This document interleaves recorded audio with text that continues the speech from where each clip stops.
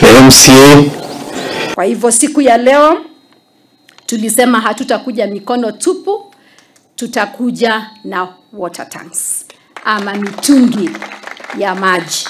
Hilo ndio jambo ambalo kwa tukifanya katika ofisi yangu, na siku ya leo tumesema kuwa tunataka kupatia institutions ambaye ni primary schools na secondary schools, na siku ya leo ni mwanzo tu ambaye tumeanza.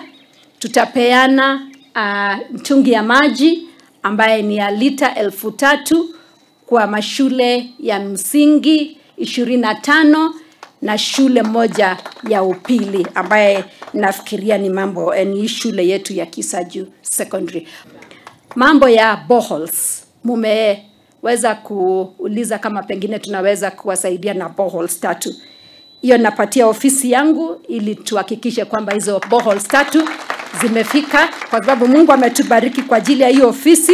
Tuko na washikadau wengi ambao wanakuja kutuuliza kama wanaweza kufanya mambo fulani kwa watu wa Kenya, na hiyo boreholes ni moja, na mimi nataka kuahidi kwamba kwa majaliwa yake Mwenyezi Mungu we shall deliver those 3 boreholes.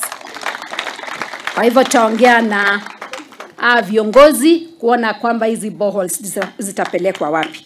Ninajua kwamba this will be the beginning of very many beautiful beginnings here in Kajiado County to address the issues of water.